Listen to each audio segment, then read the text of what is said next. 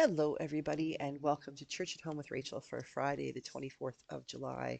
Today is the second last day I'll be at teen camp, and I imagine I'm ready to pull my hair out. I will be exhausted, but I will be exhilarated.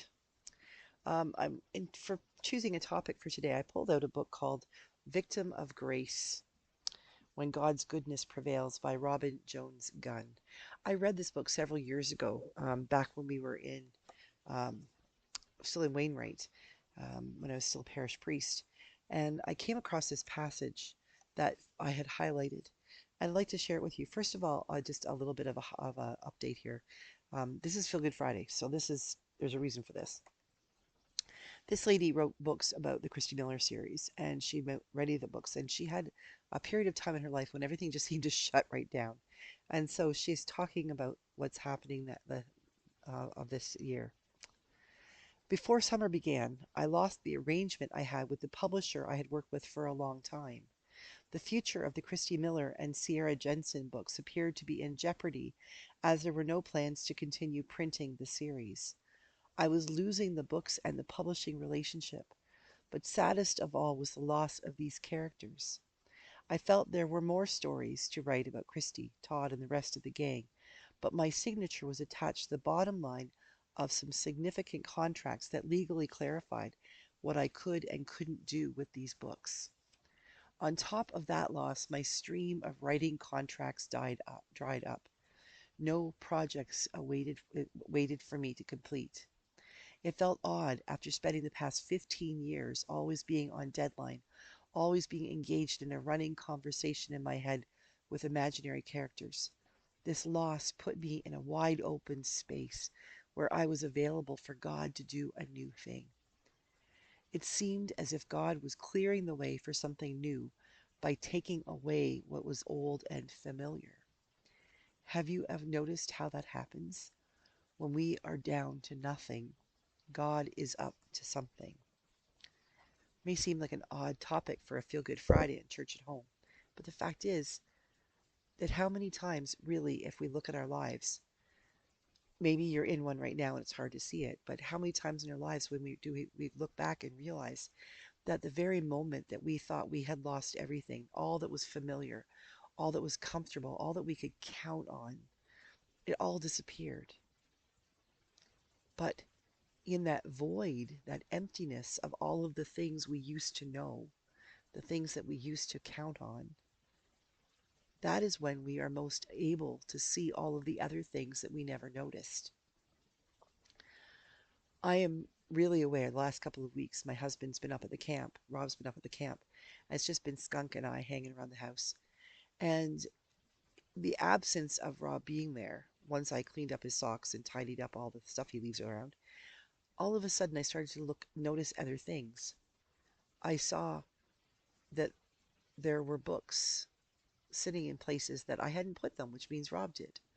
I noticed that there were little things that I think he has done around the house that I hadn't been able to notice because I was so focused on him. I noticed that Skunk has little patterns that I didn't pay much attention to because Rob was there to help me with her.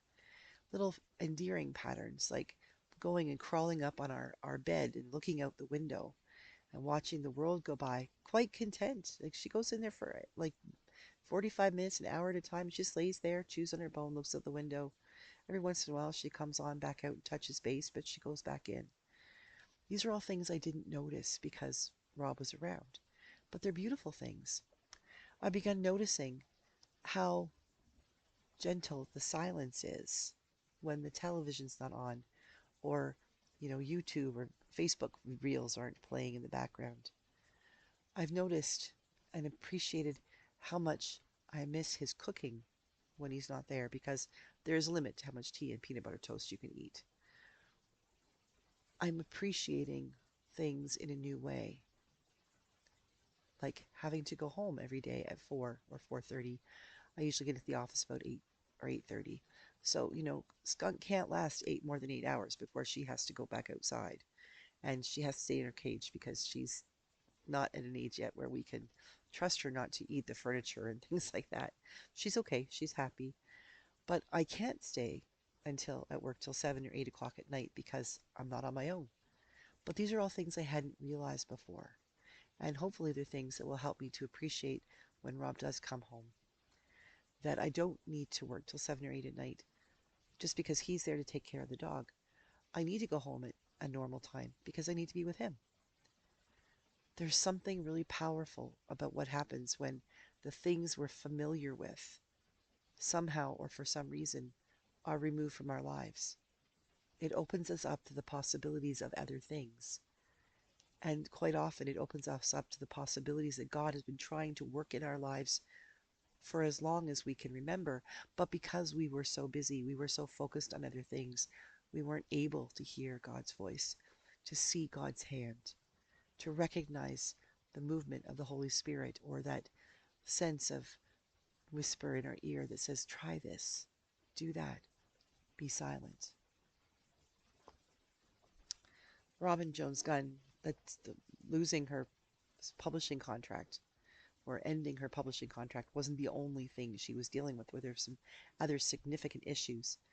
But when she says it seemed as if God was clearing the way for something new by taking away what was old and familiar, it's really powerful. Have you noticed how that happens? When we are down to nothing, God is up to something. We have to be willing to follow. We have to be willing to say, okay, God, what are you up to? And listen and follow God's voice. But if we're able and ready to do that, it's amazing what might happen next.